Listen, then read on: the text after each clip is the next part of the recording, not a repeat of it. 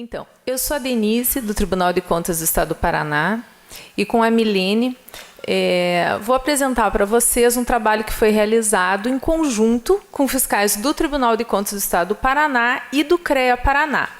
É bem interessante que a gente apresente esse trabalho justamente após essa exposição do Dr. Claude, porque vocês vão perceber ao longo da exposição como ela, na realidade, seria uma espécie de operacionalização de algumas das questões e uma tentativa também de valorizar o profissional nessa união que a gente tem feito no Paraná muito forte, muito profícua entre o trabalho de fiscalização do Tribunal e do CREA. Esse trabalho, na realidade, trata da fiscalização de obras públicas recém-concluídas. A gente está falando em obras concluídas, um prazo de conclusão de cerca de 6 meses, 1 ano, algo em torno disso. E todas essas obras foram executadas por municípios paranaenses. As questões aqui que a gente tenta tratar são questões que estão mais ou menos no senso comum, no seguinte sentido: será que é verdade que as obras públicas têm uma qualidade inferior às demais obras? E quando a gente fala de acessibilidade, será que a evolução da normativa tem gerado de fato obras, como por exemplo postos de saúde que são mais acessíveis?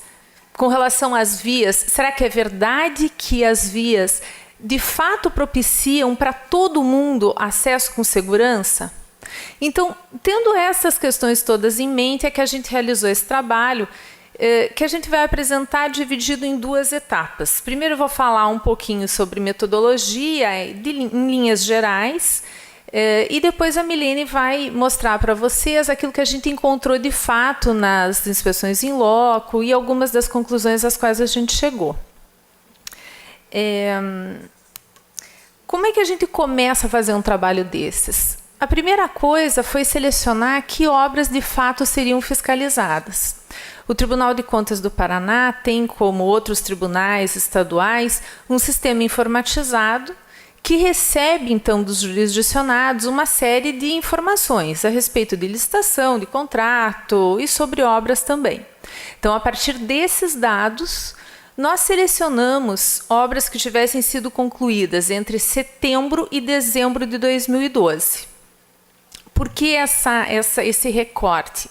Porque a ideia era iniciar o trabalho de fiscalização entre agosto de 2013, por aí. Isso significaria, então, que a gente estaria fazendo a fiscalização em obras que não teriam mais de 1 ano de conclusão. A partir desse primeiro critério, a gente conseguiu identificar 1.500 obras. Evidentemente, como a gente tem, mesmo com a colaboração dos fiscais do CREA, uma quantidade reduzida de fiscais, e a ideia era fazer o trabalho em 3 meses, nós tivemos que fazer uma amostra desse universo todo de 1.500 obras.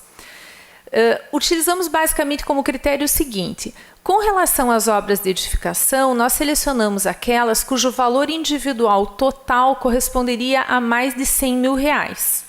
E para as obras de pavimentação, utilizamos como critério que o valor também individual de cada obra fosse superior a R$200 mil.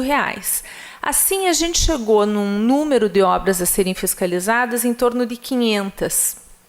Aqui a gente vê que a amostra efetiva ficou em 500 obras.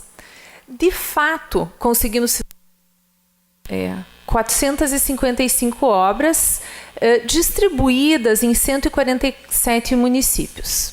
E o que a gente verificou nessas obras? Situação, inicialmente, ou seja, se de fato elas estavam concluídas, ou algumas ainda em andamento, ou até paralisadas.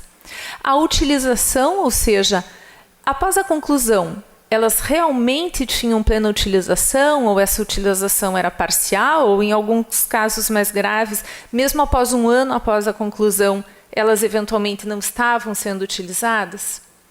Além disso, verificamos qualidade e acessibilidade.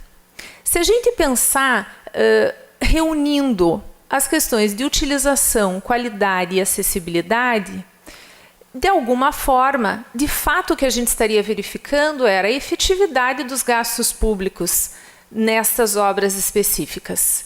Então, tendo já ultrapassado a fase de seleção das obras a serem fiscalizadas, tendo em mente justamente que o que a gente queria ver em última análise era a efetividade desses gastos, a gente partiu para desenvolver quais seriam os itens específicos em termos de qualidade e de acessibilidade que seriam considerados na avaliação.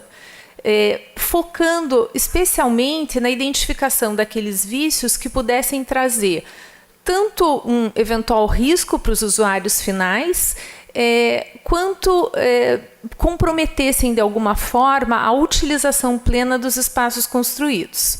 E a partir daí a gente chegou em 2 checklists, um específico para edificações, onde a gente avaliou cerca de 22 itens voltados para a qualidade e 33 itens voltados para a acessibilidade. O outro checklist foi voltado, então, para as obras de pavimentação e, nesse aspecto, a gente avaliou, com relação à qualidade, 8 itens que, na verdade, estão vinculados aos possíveis defeitos de pavimentação e, nesse caso, a gente não avaliava simplesmente se o defeito existia ou não, mas o grau de incidência desses defeitos, ou seja, se era baixo, médio ou alto. E também nas obras de pavimentação foram verificadas questões de acessibilidade em número de 6. A partir de agora, a Milene, então, vai mostrar para vocês, de fato, o que a gente encontrou em loco e algumas das conclusões às quais a gente chegou.